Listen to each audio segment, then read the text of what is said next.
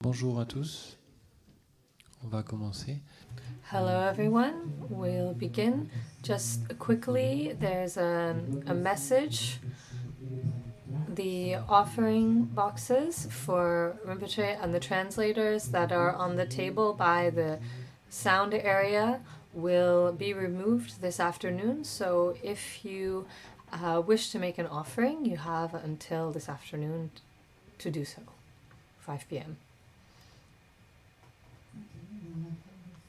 We'll take refuge and recite the prayer to Manjushri. Sangye chetan sogi chonam ra jancho partout dani gyapsuchi dagi jinso gi pesunam gi dora penchir sangye dopa cho sangye chetan sogi chonam ra jancho partout dani gyapsuchi Nagi jinso gi pesunam gi Tora penchir sangye lopa cho sangye chetan so chonam ra jancho partout dani gyapsuchi Nagi jinso gi pesunam gi Tora penchir sangye lopa cho Samchan tamche dewa gyutam dempa gyuchi Duner tam duner gi gyutam verwa gyuchi Duner mepe dewa dampa tam mindrerwa gyuchi Nyere shadam tandrerwe tanyam Champora nepa gyuchi Chödrak Rinpoche Nagi Chiwa Peme Dencho Kadrin Chempe Gone Jisung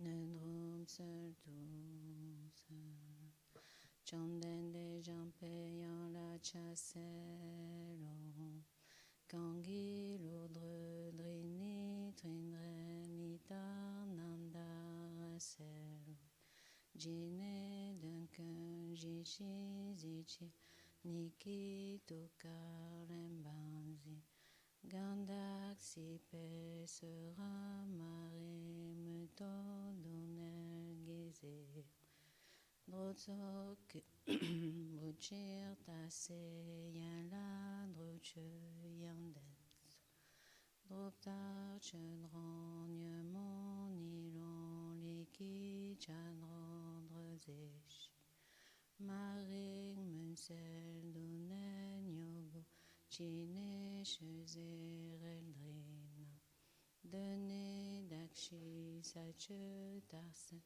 Yantan Lucho Gase Doweko Chödrak Chödam Choni Yantre Dale Munsel Jampe Yan la Dune Sedan Keki Kera Bezergi Dale Timur Me Parabsel Kadam Tenche Shunlup Topai L'ordre Popé Nawa Sel tout seul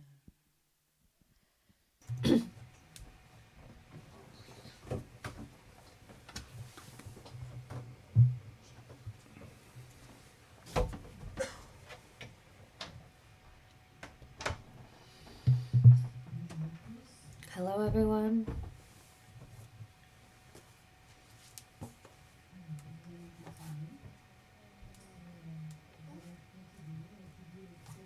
We'll continue to study the treatise, the entry to the state of a Pandita, which was written by the first Mipham Rinpoche. We will be presenting the second theme, the Dhatus. In this chapter, there are 18 Dhatus presented.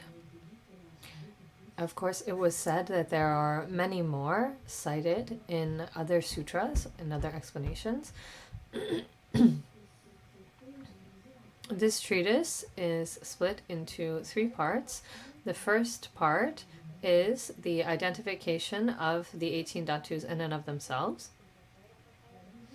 The second part is the categorization, the complete categorization of the Dhatus. And the third part is the conclusion. Khenpo, as we mentioned yesterday, only taught the first part.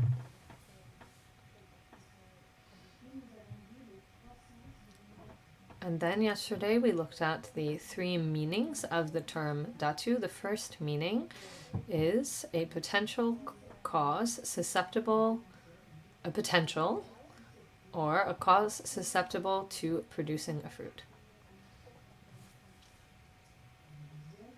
The second meaning is a cause that fully possesses the characteristic of the fruit. And the third meaning is what supports experience.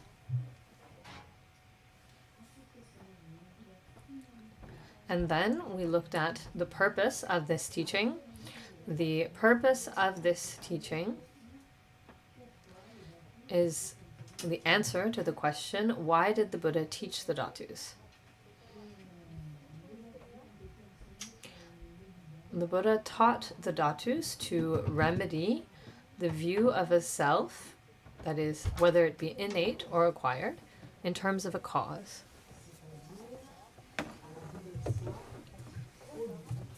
In terms of the view of a self that produces or accomplishes things.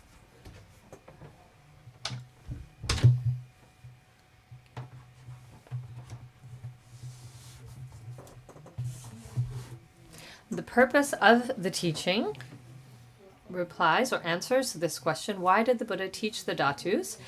In order to remedy a view of a self, whether it be innate or acquired.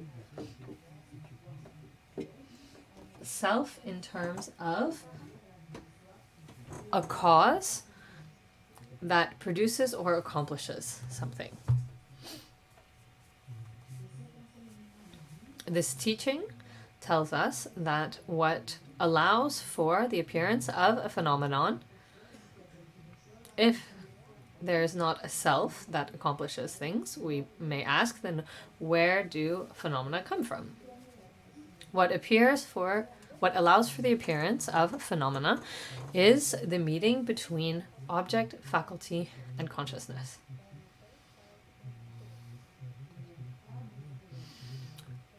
There is no need for a self that is the cause of what we accomplish.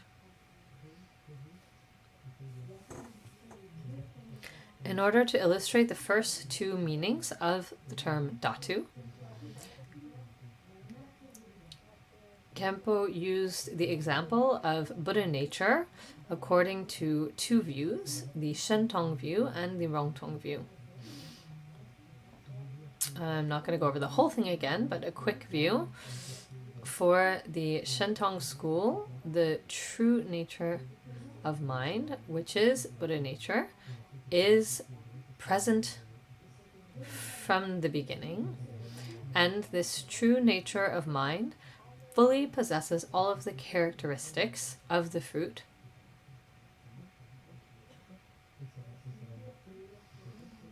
Which means that when an individual attains the enlightened state of Buddhahood, they have not created new qualities because these qualities were present from the beginning. They simply revealed them. These qualities were already present within the cause. This example corresponds with the second meaning of the term Dhatu, what fully possesses the characteristics of the fruit. For the Rangtong school, this Buddha nature is a potential. It does not possess all of the characteristics from the beginning. It was said that the fruit will be actualized if and only if this potential cause, is combined with effort on the path.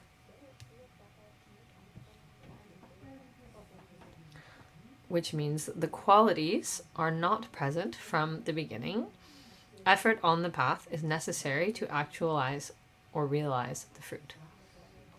And this refers to the first meaning of the word dhatu, a cause that is susceptible to producing a fruit.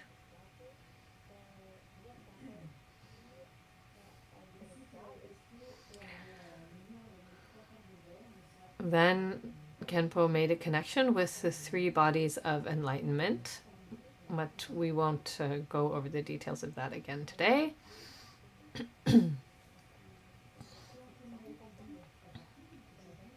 As we said, there are 3 parts in this chapter, and we will look at the first one. You can find the root text on the table by the sound area.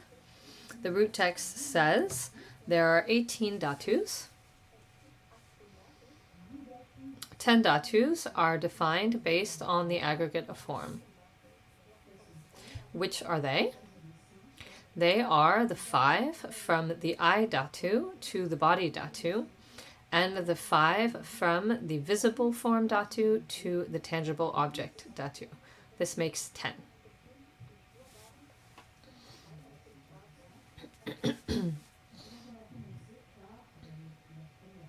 Okay, we'll explain this. We'll start with the first sentence of the root text. There are 18 dhatus.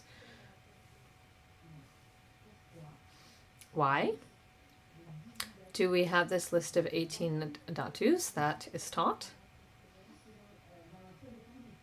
in the entry to the state of a Pandita?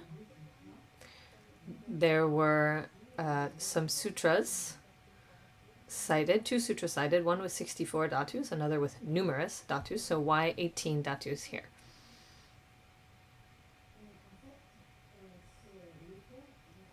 The author of this treatise, Mipham Rinpoche, selected these 18 dhatus from those among the 2 sutras. These 18 dhatus are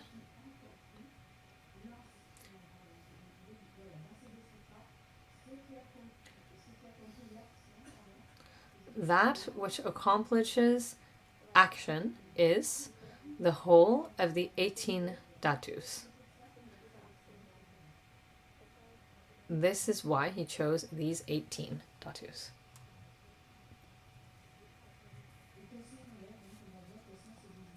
What are these 18 dhatus?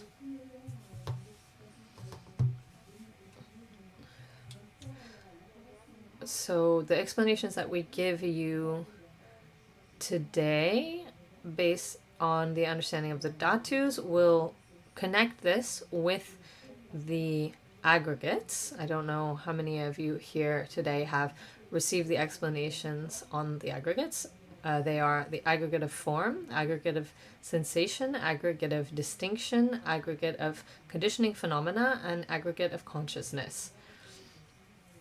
And we'll find these 5 categories in the dhatus as well.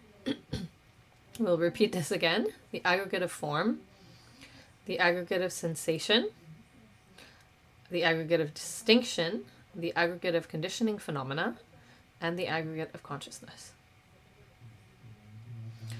Just to quickly say, we'll see with Martin tomorrow, but maybe we can put up a PowerPoint tomorrow, because we're going to go into a lot of classifications, and it's difficult unless you spend a lot of time with it. Of course, it's good to do that, because then you kind of get a personal feel for it, but it can be nice if we can put it up on the screen, and it'll help you see the categorizations and the link between the 5 aggregates and the 18 dhatus. We don't have it ready today, but maybe tomorrow we can do it.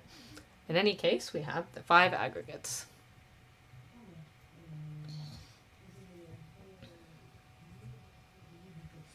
So once again, from the root text, there are 18 dhatus. 10 dhatus are defined based on the aggregate of form. Which are they? They are the 5 from the I dhatu to the body dhatu, and the 5 from the visible form dhatu to the tangible object dhatu. This makes 10. We can see that this first classification is indeed based on the aggregate of form.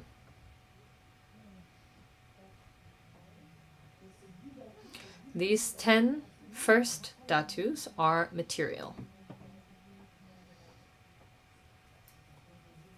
They are made up of matter.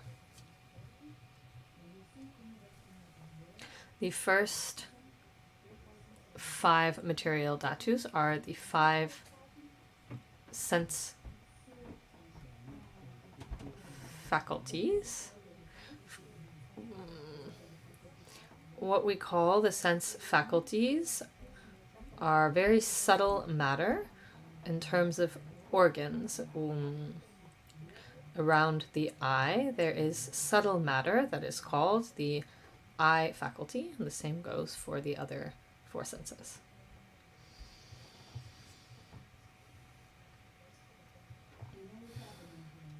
In the context of the dhatus, these 5 sense faculties are called eye dhatu, ear dhatu, all the way up to the body dhatu, as the root text says.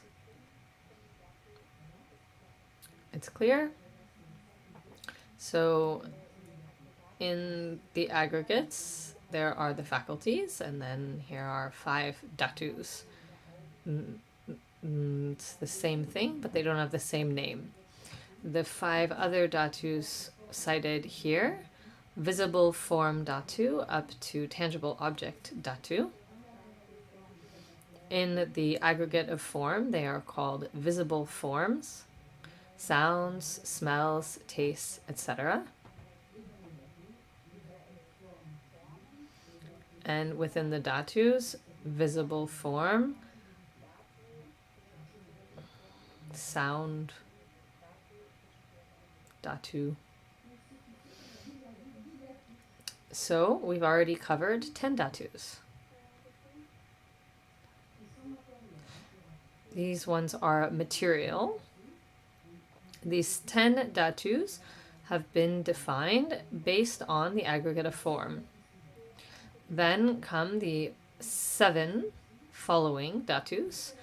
The root text reads, the 7 consciousness dhatus are the 6 from the I consciousness dhatu to the mental consciousness dhatu, and the mental dhatu, which makes 7.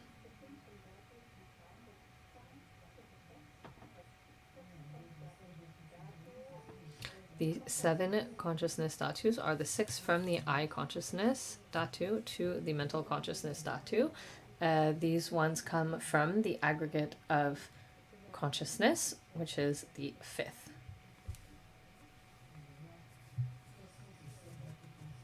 We will look at what these 7 consciousness dhatus are. So the 5 sense consciousnesses: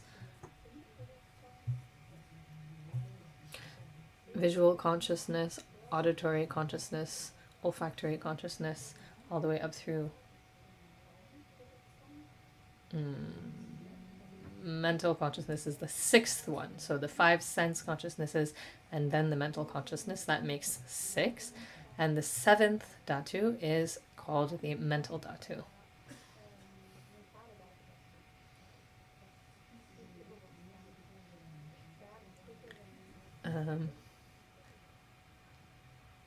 If I'm going too fast, just raise a hand, I'll understand. The 6th is mental consciousness, and the 7th is the mental dhatu.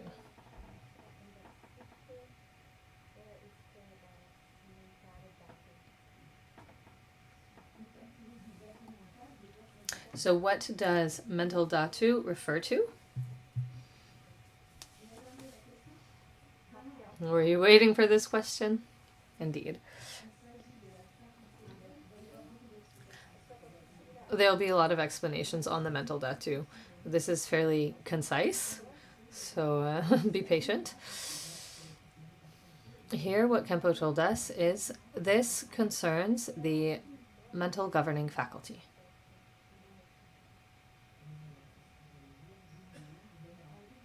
Julian will give you more details on this 7th mental dhatu just after.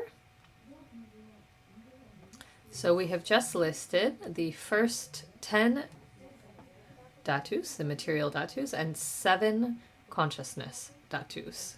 That already brings us to 17. So let's quickly go over this again. The 5 dhatus, eye, ear, etc., correspond with the 5 faculties in the aggregates. The 5 visible form, sounds, etc., correspond with the 5 sensory objects in the aggregates, and the 7 consciousness dhatus are the 5 sense consciousnesses, mental consciousness, and mental dhatu.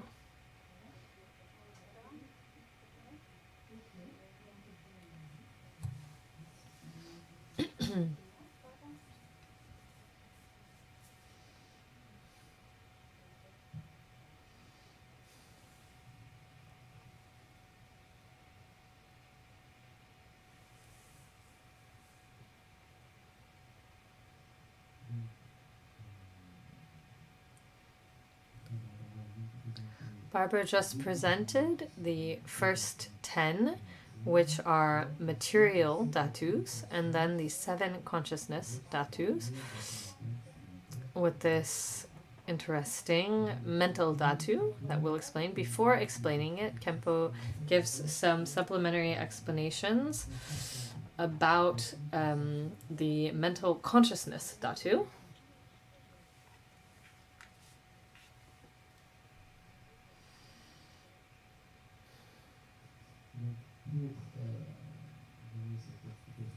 In order to give this additional explanation, Khenpo bases his explanations on a quotation from the Buddha that Khenpo Nuden refers to in his commentary. This quotation allows for explaining the 6th consciousness, that it is always producing within us. The quotation reads, "Evaluation and analysis that follow mind's movement are called mental consciousness." Evaluation and analysis that follow mind's movement are called mental consciousness.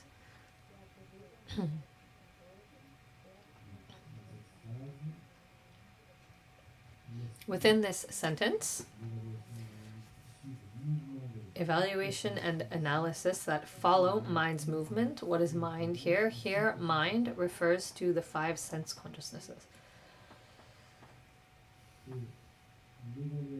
Evaluation and analysis. Evaluation refers to direct non-conceptual mental knowledge. This is the non-conceptual aspect of mental consciousness. And analysis refers to conceptual mental consciousness, the conceptual aspect of mental consciousness.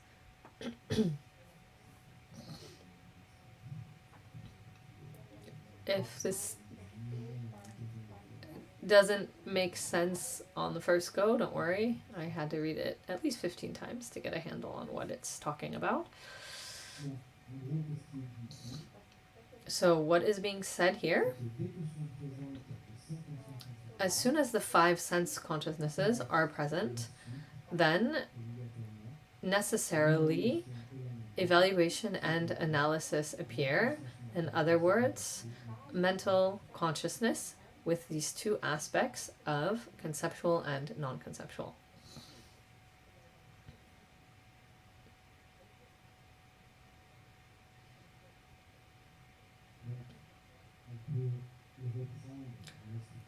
We can go over this again chronologically. The the first moment, there may be sense consciousness that perceives a sense object, non-conceptual, because sense consciousness is always non-conceptual, via eye faculty, due to a meeting of eye faculty, visible object, and knowledge, then ocular knowledge or consciousness occurs. That's the first moment when we perceive something external. In the second moment, there is the visual consciousness. Visual consciousness, non-conceptual, that evaluates an object, and then following this, mental consciousness in its conceptual aspect will form concepts about the object. So this corresponds with analysis.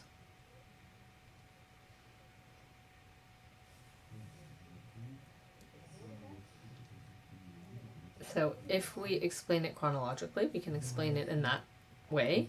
First moment, a moment of sense consciousness that is non-conceptual, that then yields a non-conceptual mental consciousness, what we call evaluation, which then yields a conceptual moment of mental consciousness, which is called analysis.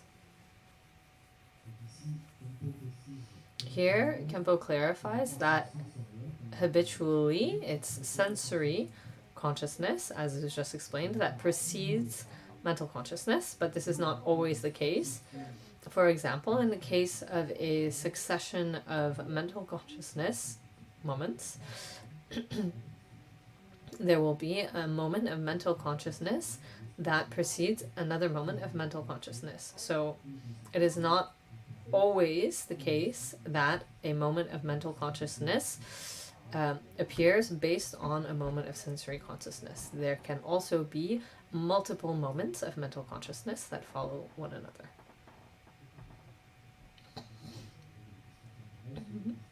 If you have questions, write them down and then we can answer your questions at the end.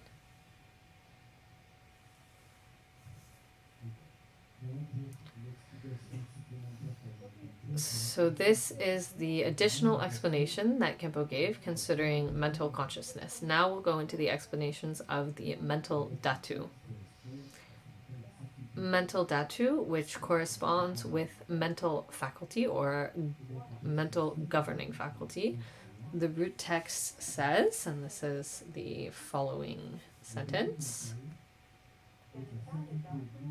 the mental dhatu is the mental governing faculty. One of the 6 consciousnesses that has just ceased is the governing faculty producing a mental consciousness.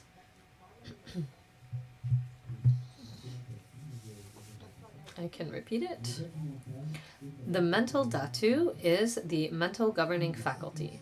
One of the 6 consciousnesses that has just ceased is the governing faculty producing a mental consciousness.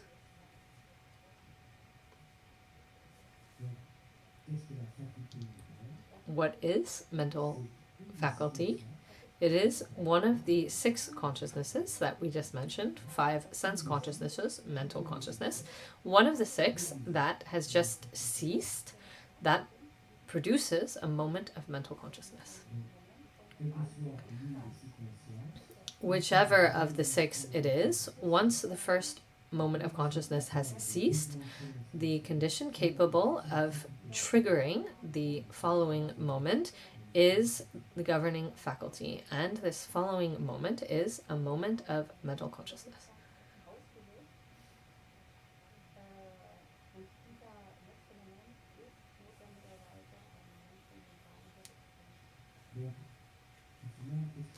So what allows for moments of consciousness to succeed one another in mind?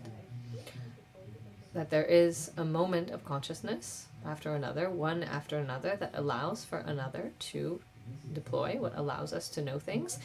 This is mental faculty. mental faculty allows for consciousness to perpetuate. It's what allows for moments of consciousness.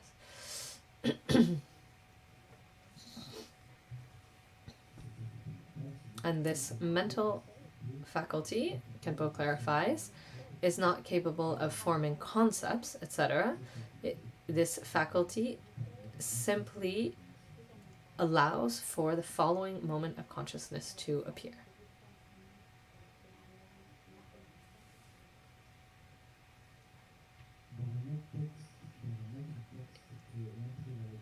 In another text, that is not the entry to the state of a Pandita, Mipham Rinpoche talks about various masters of his time, and of the 19th, earliest 20th centuries, who have committed the following error. He said that there are masters who pretend or fake introducing their disciples to the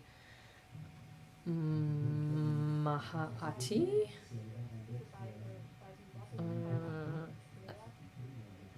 or Mahamudra. Julian says he checked in another text with what these terms correspond with, because Khenpo didn't give explanations.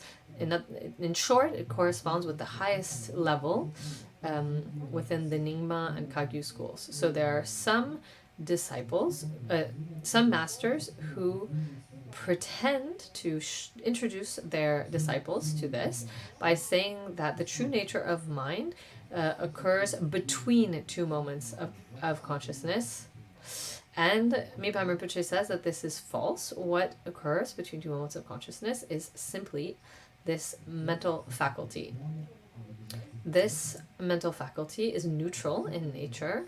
Its function is simply to make a series of moments of consciousness possible. It allows for, not necessarily a series, it allows for the succession of moments of consciousness. In this particular text, Mipham Rinpoche says that the true nature of mind is not recognition of mental faculty. It concerns recognizing the union of emptiness and illuminating knowledge. In other words, he clarifies, he specifies the Dharma Dhatu.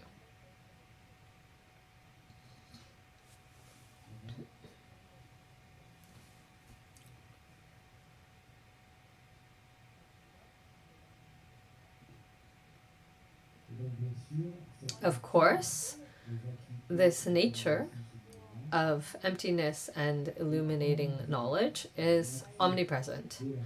It is the nature of mental faculty, just as it is the nature of all phenomena. So it is not necessary, according to Mipham Rinpoche, to introduce a student to mental faculty in the context of recognizing the true nature of mind. This is a mistaken approach, apparently. Then Khenpo specifies that this concerns a subtle point, but an important point concerning this phenomenon that we call mental faculty.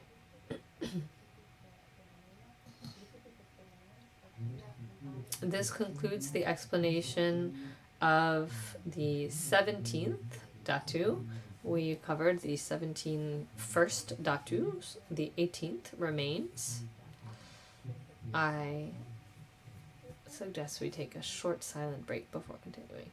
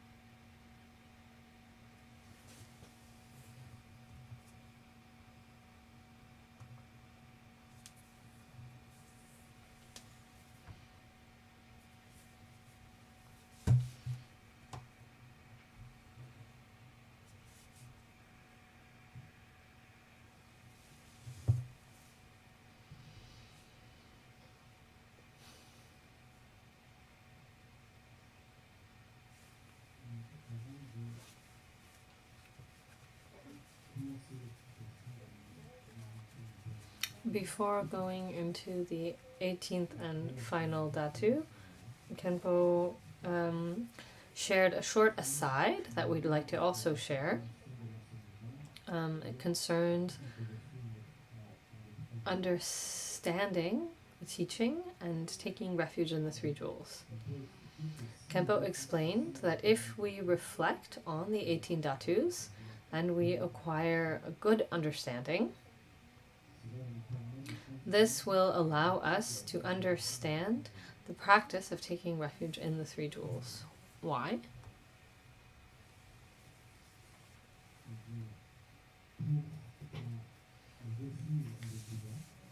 Concerning refuge in the Buddha, if we become aware of the subtlety and quality of this teaching, if we think that the Buddha taught all of this without error, then we will have this conviction that the Buddha is truly someone exceptional because he understood it and he shared it for the first time because it hadn't ever been shared before. He shared this with others and it is still accessible for us today. And with the understanding of the teachings, it will become clear that we don't, there's no use in putting expectations on some kind of external God. With our understanding of the Buddha's teaching, then we will develop certainty concerning the absence of self, which is the ultimate refuge. Khenpo clarifies, specifies. Concerning refuge in the Dharma, if we understand that there is no self, then we are in the ultimate refuge, as we just said, the absence of self. And this is truly taking refuge in the Dharma, the recognition of the absence of self.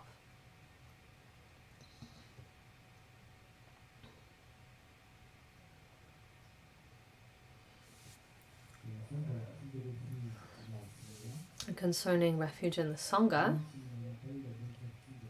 even though we have not had the good fortune to meet Shakyamuni Buddha himself, we have been able to encounter one or maybe several spiritual friends, virtuous friends, and when we come to the conclusion that our virtuous friend, good mentor, is an excellent friend, endowed with the required qualities, then we have taken refuge in the Sangha.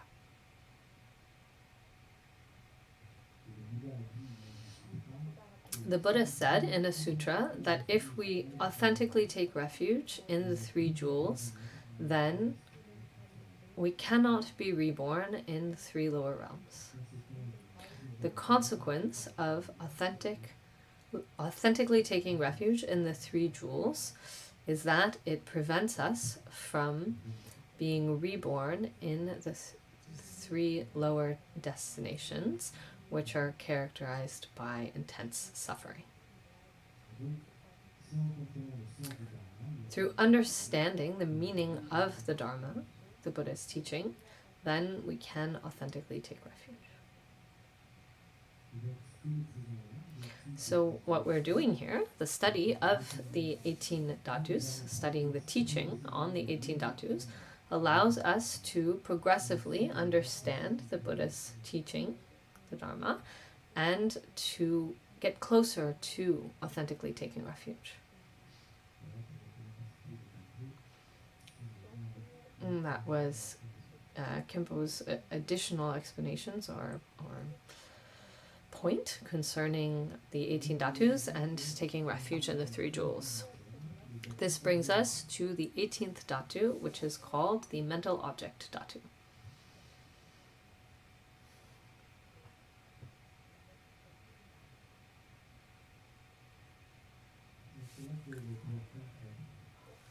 Okay, so this is where a PowerPoint would come in handy.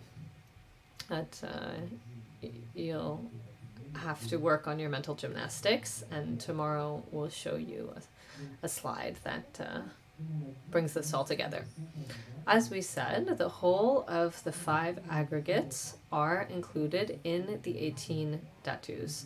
Once again, aggregate of form, aggregate of sensation, aggregate of distinction, aggregate of conditioning phenomena, aggregate of consciousness.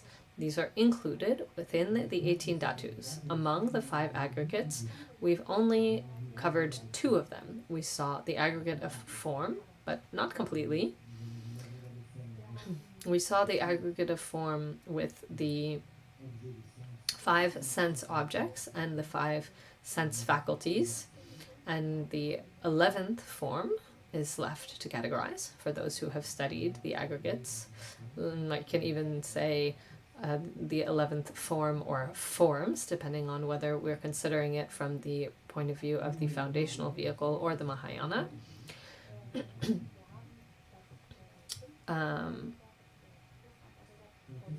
And then we also saw the aggregate of consciousnesses entirely, and then mental faculty.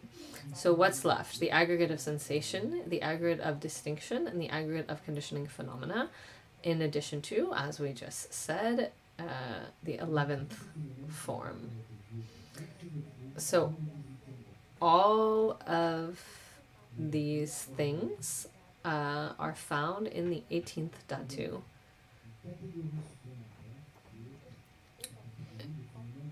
And there's also an additional category, which is the unconditioned phenomena, because the 5 aggregates are all conditioned phenomena.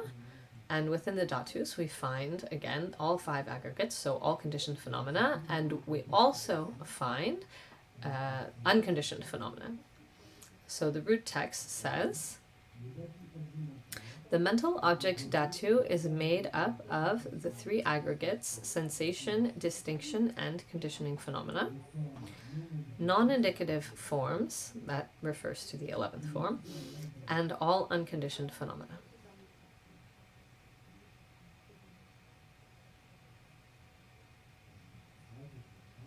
So once again, here we can find in this final dhatu, the mental object dhatu, the remaining aggregates, the aggregates of sensation, distinction, and conditioning phenomena. We also find the 11th form, the non-indicative form, and also unconditioned phenomena, which are not a part of the aggregates.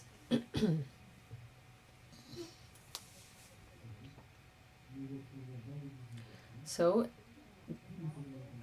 the 18 dhatus include all conditioned phenomena, because the 5 aggregates include all conditioned phenomena, and then also unconditioned phenomena.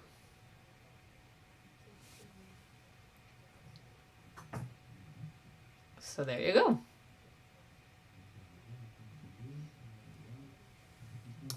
So Barbara will continue with an additional point concerning unconditioned phenomena.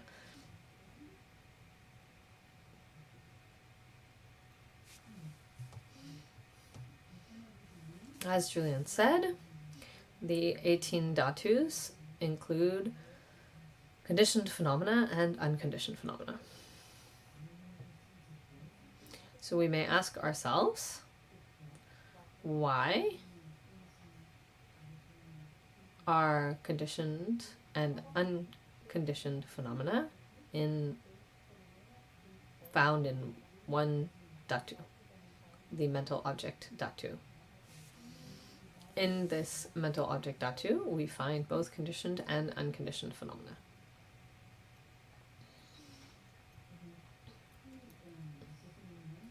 All of these phenomena are found together in this same dhatu because they are objects of the 6th consciousness.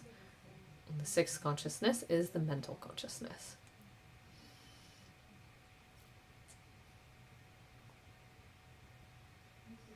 All of these phenomena can only be known by the mental consciousness. Sense consciousness cannot know these phenomena. This is why these conditioned and unconditioned phenomena are found together in the mental object dhatu. The mental object dhatu.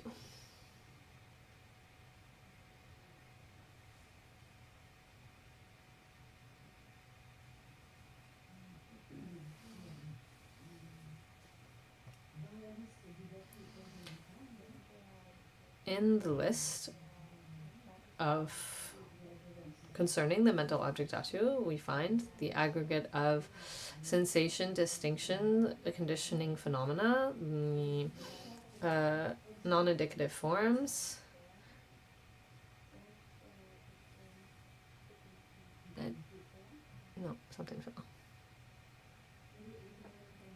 and the unconditioned phenomena.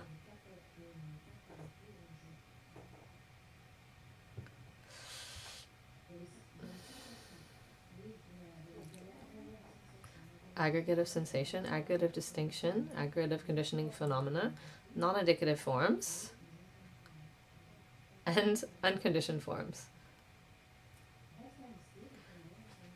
So now we will list unconditioned phenomena.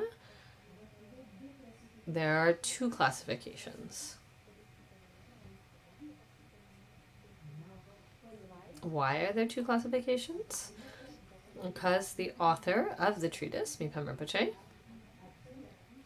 relied on two different reference texts. The Abhidharma Kosha, which explains phenomena from the point of view of the foundational vehicle, and the Abhidharma Samuchaya, which explains phenomena from the point of view of the great vehicle.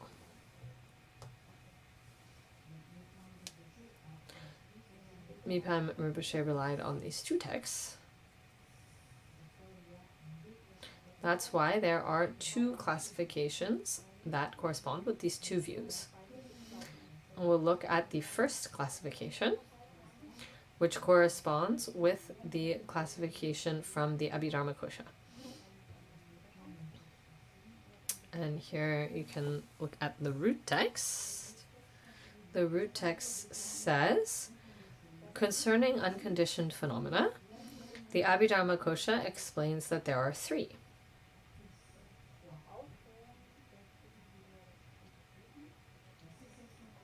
Cessation arising from individual examination, cessation not arising from individual examination, and space.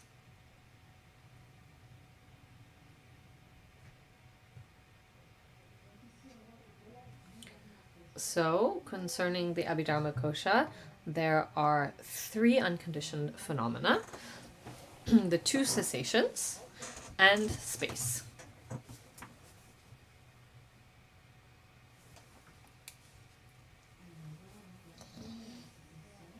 Now we'll look at the first cessation, cessation arising from individual examination. There's a footnote that explains this. The footnote says, in the meaning, in the sense of examining each thing individually, separately. There are various other possible translations. Distinctive examination, discriminating, differentiating examination.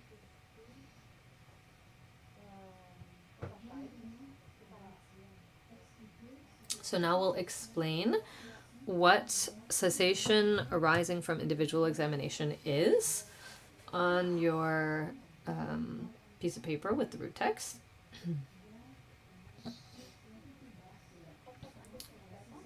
It's a bit lower down, 4 or 5 lines down. There's a section that starts with cessation arising from individual examination. It might just be useful to clarify here. We made the choice to skip over a few lines here because Khenpo directly went into the explanations of these three phenomena. And just to clarify, so we'll explain it in the order that Khenpo explained it. So we'll explain this part, and then we'll go back and explain the rest. So we'll explain it the way Khenpo explained it. The root text says, cessation arising from individual examination is the unconditioned aspect of definitive emancipation from that which is to be abandoned, afflictive obscurations, etc. By the power of the path, like discernment that individually examines. So now we will explain this long sentence. This first cessation, we said there were two, this is the first one. This first cessation arises based on individual examination.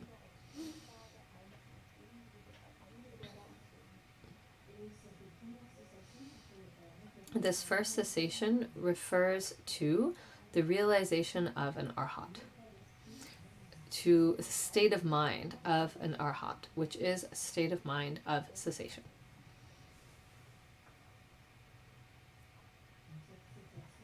This cessation arises based on individual examination because it is based on analysis and reasoning.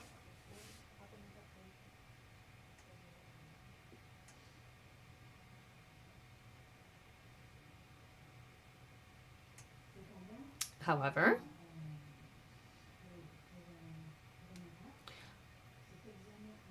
for an arhat, this individual examination is not sufficient. They will also need to familiarize themselves with and meditate on this.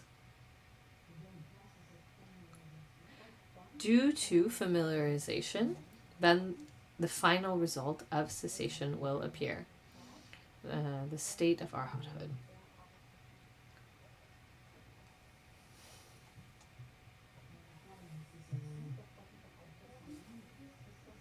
So we may ask ourselves, what ceases? What ceases is the continuity of birth in the three realms.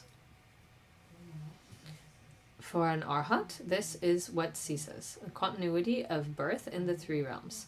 In other words, the continuity of samsara is terminated. It has ceased.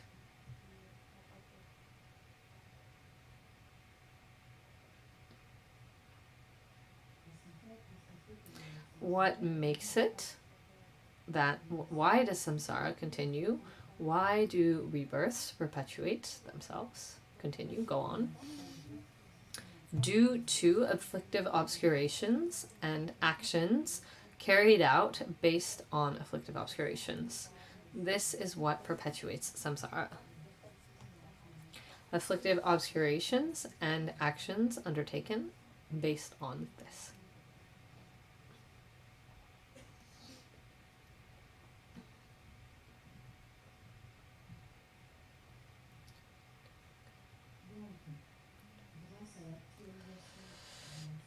Due to the actualization of cessation arising from individual examination, the state of arhathood is a state where afflictive obscurations and actions accumulated on their basis have definitively ceased. They have been abandoned. They are no longer produced.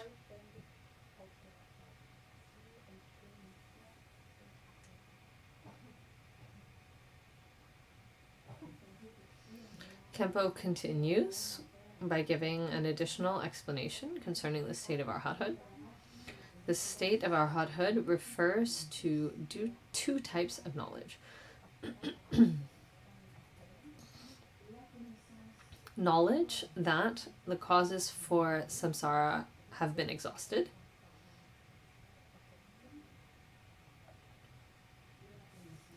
And knowledge that these causes will not appear again.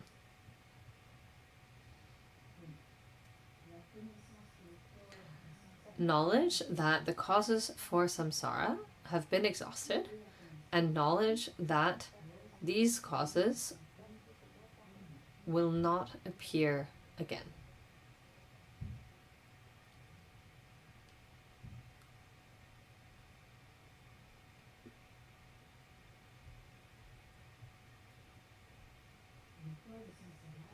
The causes for samsara, as it was said, are afflictive obscurations and actions that arise based on them, actions carried out based on them. And of course, the view of a self is the basis for all of this.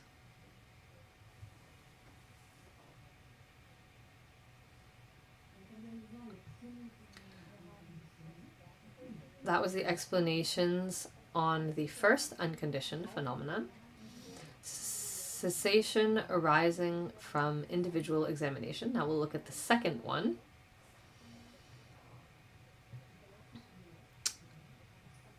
The root text continues. Cessation not arising from individual examination.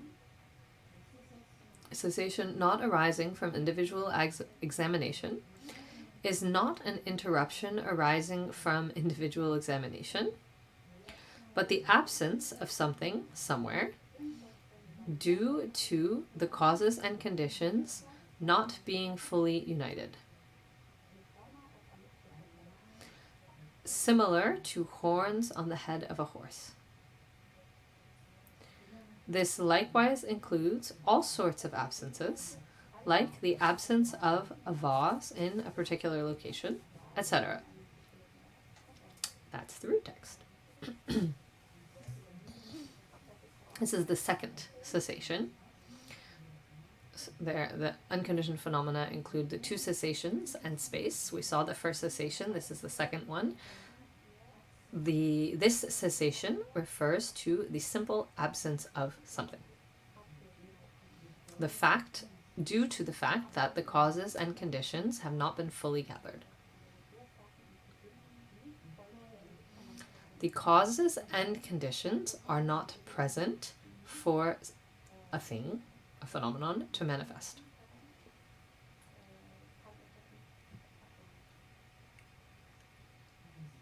For example, if I place a rice seed on this table,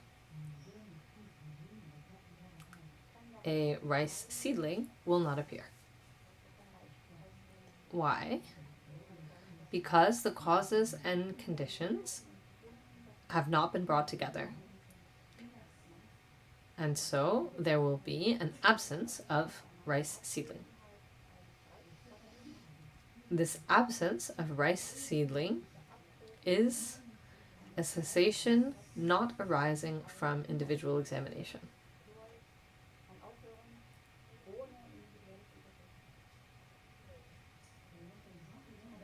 Another example of this cessation not arising from individual examination is what's given in the root text, the horns on the head of a horse. There is an absence of horns on the head of a horse due to the causes and conditions for this not being brought together. This absence is called a cessation.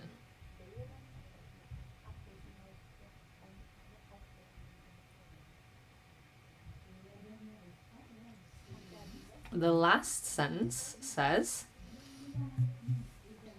this also includes all kinds of absences, like the absence of a vase in a particular location, etc. This cessation not arising from individual examination also includes all kinds of absences. Like, for example, the absence of a vase in any location, etc.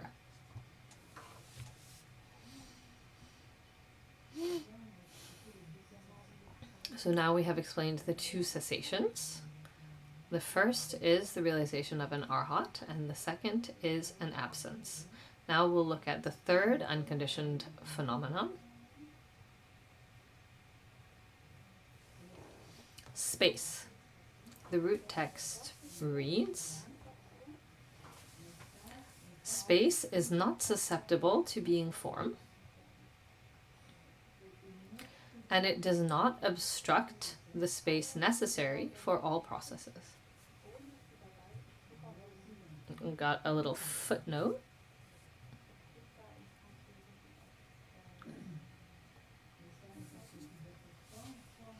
Form here is the term zuk in Tibetan, which includes material forms, matter, and mental forms that are matter-like.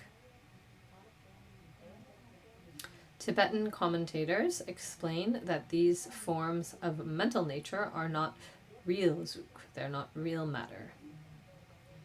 That's the footnote for the fact that space is not susceptible to being form. And then there's also a footnote concerning processes. When we're talking about processes here, we're talking about the processes of birth, destruction, etc., of obstructing forms, according to Khenpo Nyuden's commentary. The third unconditioned phenomenon is space. What is space here? It is what leaves space for things to appear.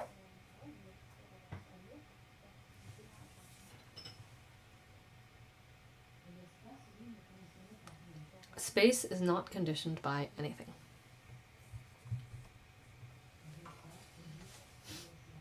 Space is simply what leaves space for things to appear. Here we have concluded the explanations of unconditioned phenomena from the point of view of the Abhidharmakosha.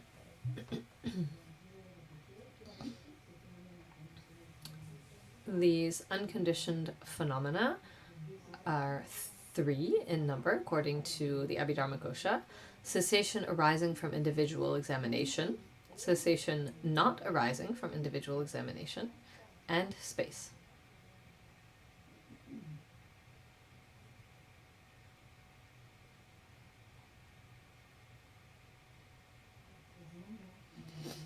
Now we will look at the 7 mental...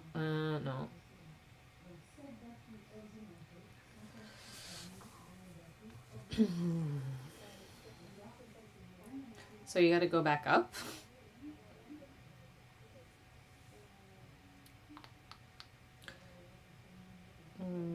Seven mental object dhatus are thus accepted into the mental object dhatu.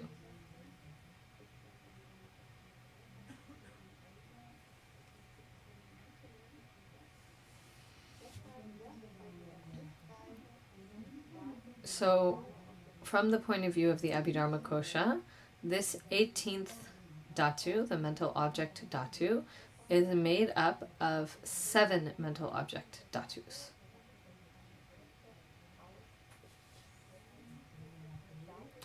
Once again, this... What? Okay, 4 conditioned phenomena, the aggregates of sensation, distinction, and conditioning phenomena, and then non-indicative forms, and then 3 unconditioned phenomena, the 2 cessations, and space. That makes 7 mental object dhatus.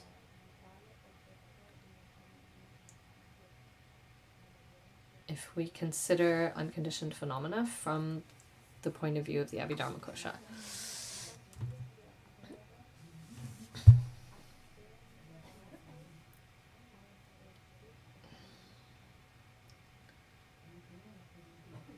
Now we'll look at unconditioned phenomena from the point of view of the Mahayana. From the point of view of the Abhidharma Samuccaya.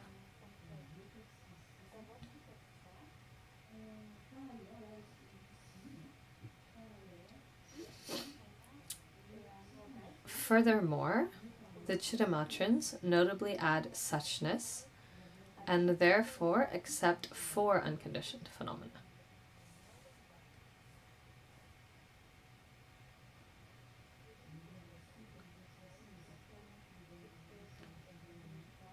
I'll read the rest of the root text here, but Julian will explain it tomorrow.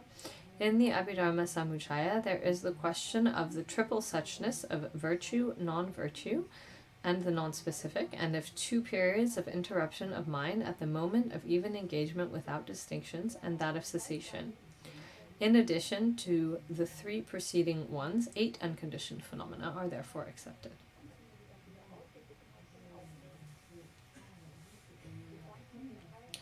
So now I'll just look at the first sentence that I read. Furthermore, the Shitamatrans notably add suchness and therefore accept 4 unconditioned phenomena.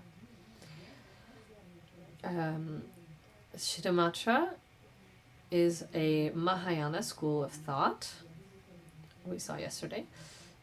We saw also yesterday that within the Mahayana there are 2 schools of thought, the Chittamatra and the Madhyamaka. The Chittamatran accept 4 unconditioned phenomena, the 3 that we saw from the point of view of the Abhidharma Kosha, 2 cessations and space. And here we add a 4th one that is called suchness. Furthermore, the Chittamatrans notably add suchness. This phenomenon, called suchness, is specific to the Mahayana view.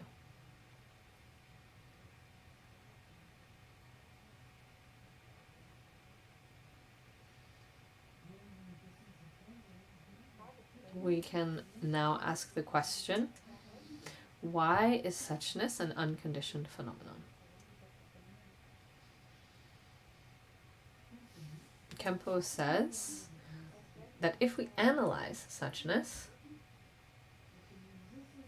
and we try to see if suchness has birth, maintaining, destruction,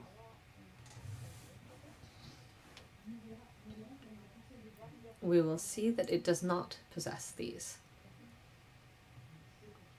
This is why suchness is classified among unconditioned phenomena. Suchness has no birth, no maintaining, and no destruction.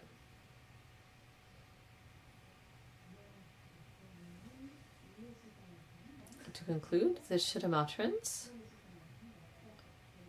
accept 4 unconditioned phenomena. Cessation arising from individual examination, cessation not arising from individual examination, space, and the 4th that we just looked at, suchness.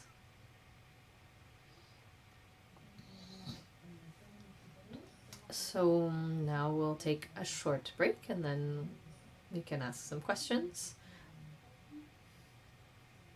We'll just take a quick break first.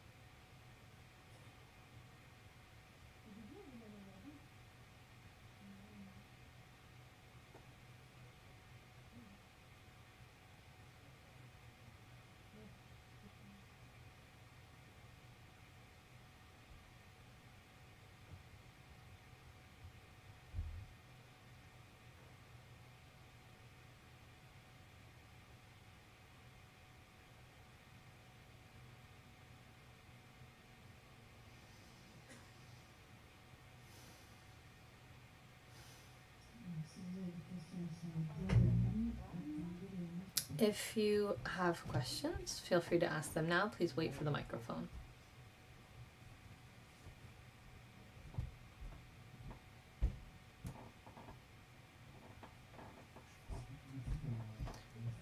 Thank you for the presentation. I'm sorry, I have two questions. First one, the Dhatu called the mental Dhatu, where is it classified among the aggregates? I don't remember. Maybe there's not an answer.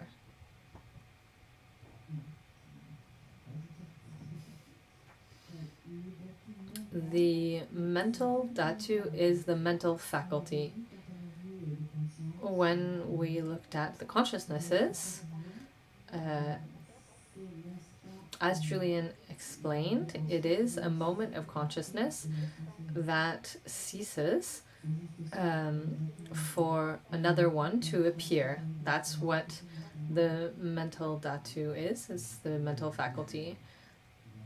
And so it wasn't explained in and of itself in the aggregate of consciousness, but it's part of the aggregate of consciousness. It is a conditioned phenomenon, so of course it is found in the aggregates, as it is a moment of consciousness that yields to another one. It's part of the aggregate of consciousness. Second question, the second cessation, the one that doesn't, it's not based on individual examination.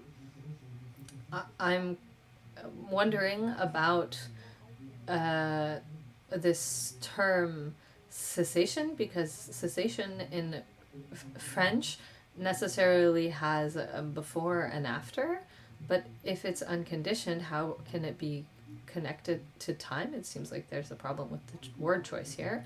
And then the second thing is that cessation, well, it's explained as an absence, so why is it called a cessation? Why don't we simply call it absence? Maybe it's connected to the Tibetan term, but I feel like there's a semantic problem here. I don't know the Tibetan term. I don't know the Tibetan term either, but I have to say I was thinking about the same question myself. I don't have an answer. Maybe we can refer to the translation committee. Both are called cessations, so in all likelihood it's the same term in Tibetan. So one is cessation in terms of a cause that has ceased, and the second one is an absence of causes and conditions that makes it that something doesn't appear. Why do we call that cessation? I'm not sure. In any case, in Tibetan it must be the same term. The term cessation in French corresponds quite well with the first cessation, the cessation arising from individual examination.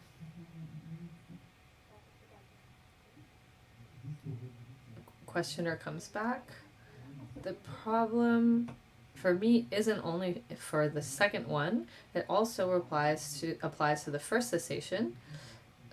I think somebody asked a question about this a few years ago, and we saw that there is a conditioned phenomenon that is obtaining cessation, but cessation itself is unconditioned. But if it's an unconditioned phenomenon, it can't be cessation because it's something absolute. So the word cessation isn't appropriate there either.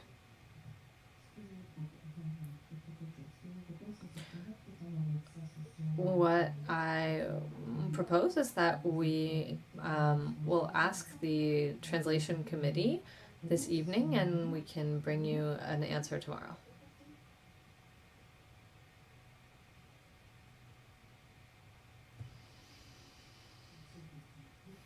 Just a quick question. Can you restate a simple definition of suchness?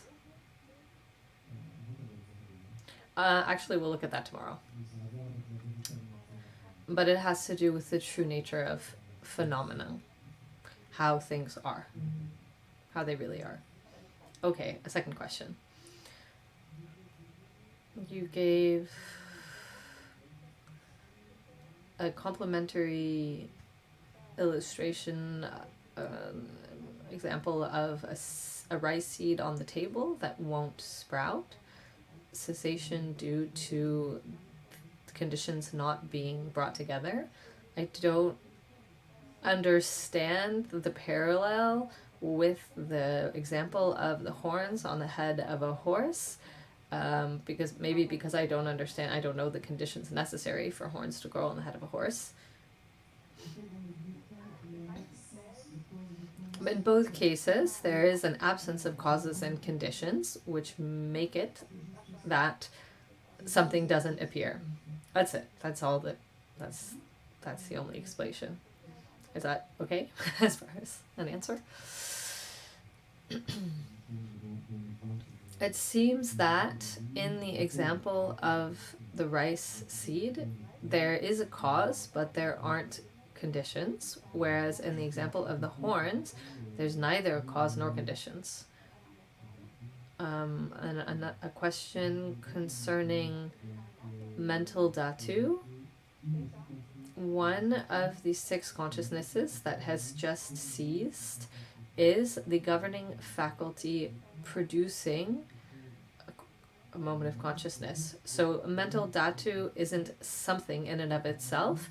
It's just that consciousness ceases and allows for production of a moment of mental consciousness. There's nothing in between. It's just that it ceases.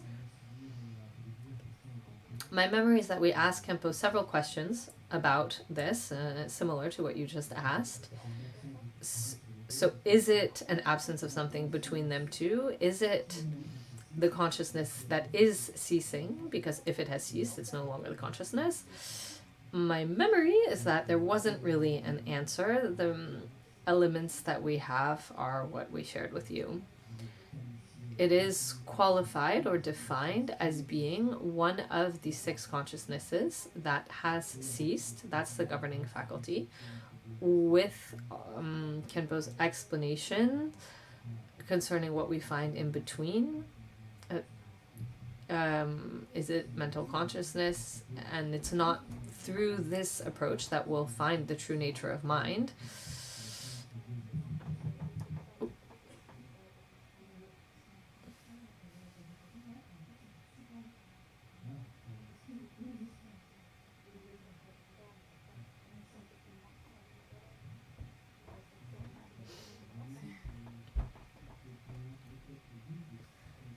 So it's the fact that one of the 6 consciousness ceases that allows for the production of mental consciousness, and the fact that one of the 6 consciousness ceases is mental faculty. That's it. One of the 6 consciousnesses that ceases is the mental faculty that allows for a moment of mental consciousness to appear. There's nothing to look for between them. Beyond that, there may be treatises and supplementary explanations that allow us to understand perhaps in more detail, but Khenpo's explanations are just this.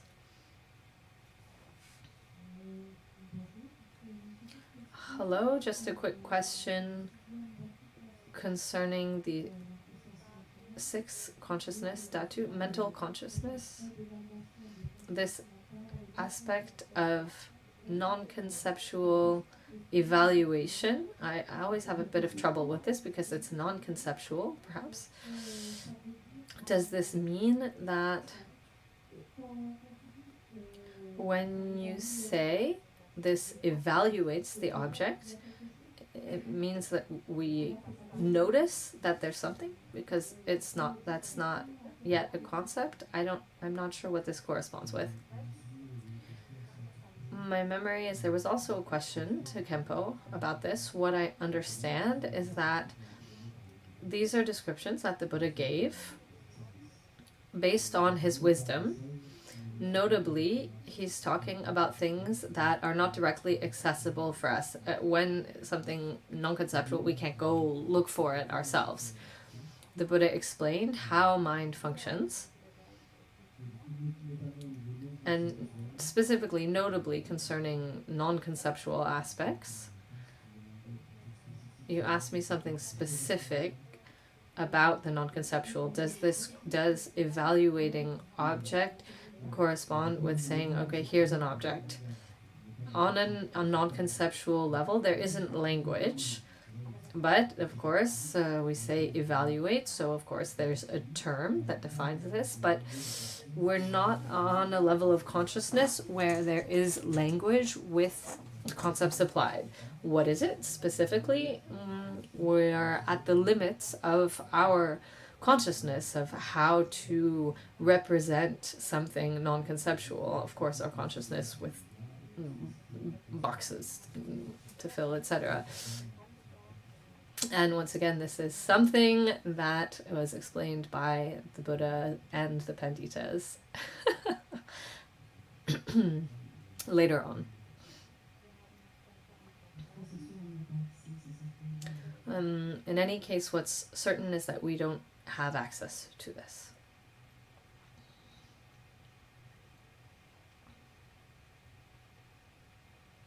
Hello?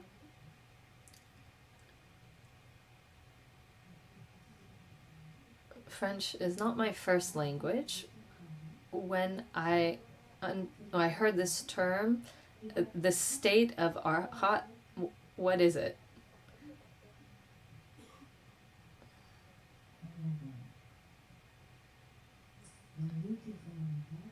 In the foundational vehicle, the highest level that can be attained, the holders of this vehicle call this the level of Arhat.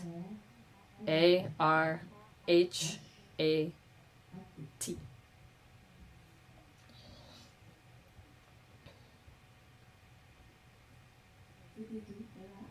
That's all. Is it clear?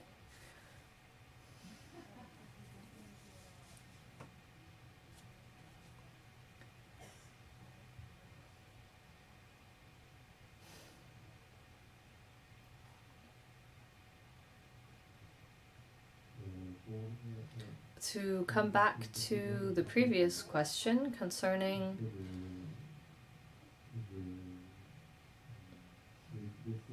explanations, chronological explanations of evaluation and analysis, I was wondering what perspective is this given from?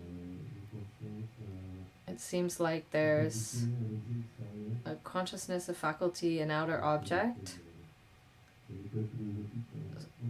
What is the philosophical school here? The other day you were talking about Rongtong and Shentong. That's a Madhyamaka school, but it seems like that's not the perspective here.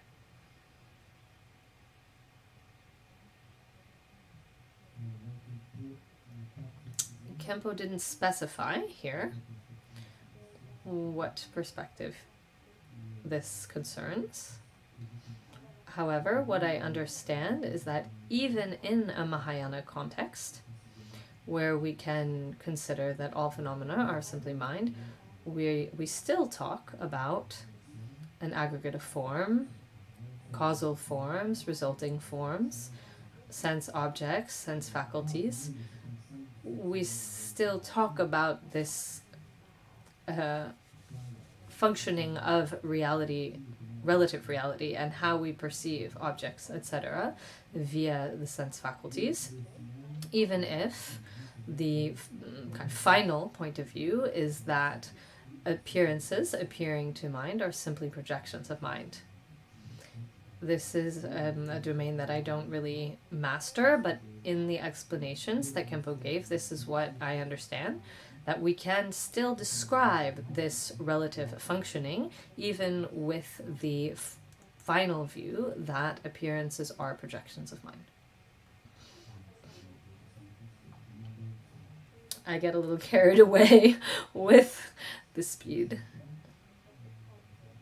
We'll conclude here. We'll continue tomorrow to conclude this theme.